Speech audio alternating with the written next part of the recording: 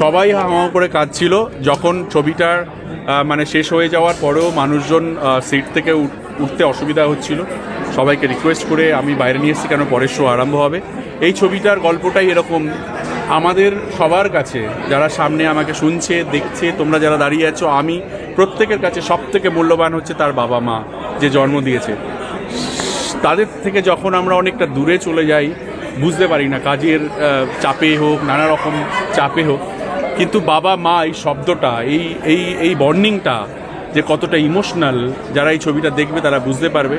এবং হয়তো আমরা অজান্তেই অনেকটা বাবা মার থেকে দূরে চলে এসেছি, বাবা মা হয়তো কোনোদিন প্রকাশও করেনি। সো এই ছবিটা দেখলে সে রিয়েলাইজ করবে এবং আমার মনে হয় যে বাবা মার সঙ্গে সম্পর্কটা আরও সুন্দর হয়ে উঠবে।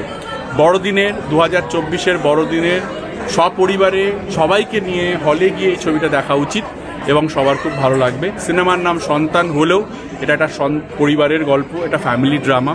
আমি এর আগে সব রকমের কাজ করেছি, যেমন লাভ স্টোরি করেছি, অ্যাকশন মুভি করেছি, কমেডি করেছি, বাচ্চাদের ছবি করেছি, আমি পলিটিক্যাল থ্রিলার করেছি, সব রকম ছবি করেছি। But family drama first time করলাম, আমার নিজের খুব ভালো লেগেছে করতে, এবং করতে গিয়ে আমি অতটাই ইমোশনাল হয়ে পড়েছি যতটা অডিয়েন্স আজকে সিনেমাটা দেখে বেরোনোর সময় ইমোশনাল হয়ে পড়েছে। আমি তোমাদের কাছে সবার কাছে কৃতজ্ঞ, তোমরা সবাই তোমাদের মাধ্যম দিয়ে প্লিজ বলো যে সন্তান দেখলে সবার ভালো লাগবে। সমস্ত বাবাদেরকে ডেডিকেট করতে যাই। অবভিয়াসলি যেই সমস্ত বাবারা এখন এই মুহূর্তে একা, তারা ওয়েট করে থাকে তার সন্তান কখন তাকে ফোন করবে একবার, তারা ওয়েট করে থাকে তার সন্তান কখন আসবে তার কাছে একবার দেখা করতে।